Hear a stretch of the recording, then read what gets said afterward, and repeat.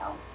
Well, let's take a turn down memory lane, shall we? Perhaps we should do the time warp again. Ring a bell? It's been 40 years since the Rocky Horror Picture Show hit the big screen, and when the cast sat down together for the first time in 25 years, NBC's Joe Fryer was the lucky one to be there.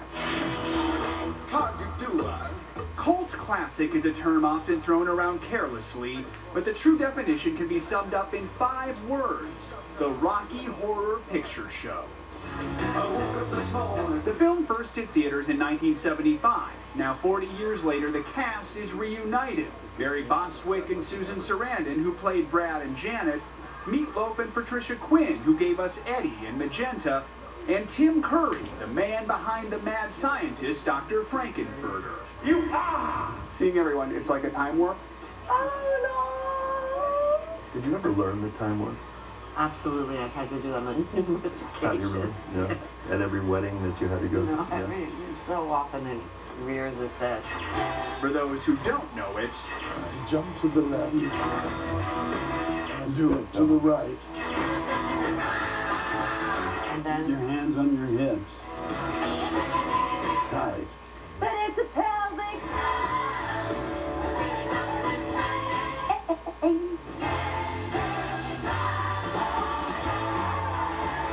Once more in the key of M. Got it. the movie is about a newly engaged couple. They stumble upon a rather bizarre convention after their car breaks down.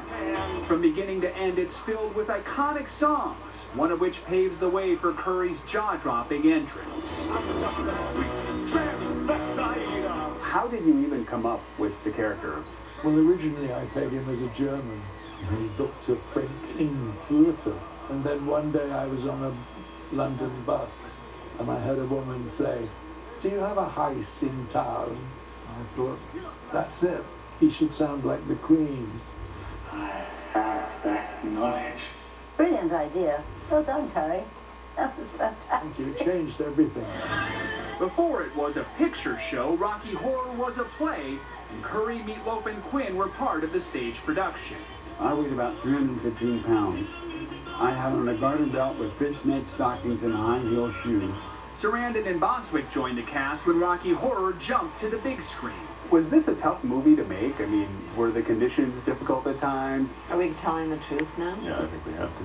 I got pneumonia. Look, I'm cold, I'm wet, and I'm just plain scared. We were in a house, they hadn't put the roof back on. That was leaking and open.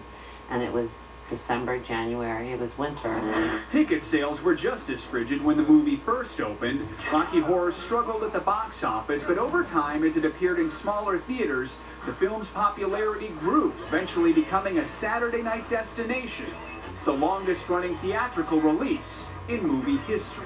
The fans just keep getting younger and younger, and you have to wonder. No, we're getting older Oh, and that's what older. it is. I knew it was That's the thing. something. For devoted fans, their passion centers around the movie's final message. Don't dream it. Be it. The thing that resonated for me more than anything was "Don't Dream It, Be It," which was a really good slogan. I've had so many people come up to me and say that film helped them through a dark time. You see, in the end, Hollywood might make the movies, but it's the fans who make them cult classics. For today, Joe Fryer, NBC News, Los Angeles. Tell us about the 70s, Matt. I think I saw it once, probably in the 70s. Yeah. Haven't Yeah. seen it since. You guys see it? I saw it, and I went to a sing-along once. Yeah, it's amazing how the fans know all the words to all the songs. Yeah. By the way, the cast gathered to mark the 40th anniversary and the release of the new Blu-ray. And if you like reminiscing, tune in all this week for more entertainment reunions. Now let's send it over to Carson, standing by in the orange room with a buddy from The Voice. I know, my buddy Pharrell Williams is in the house.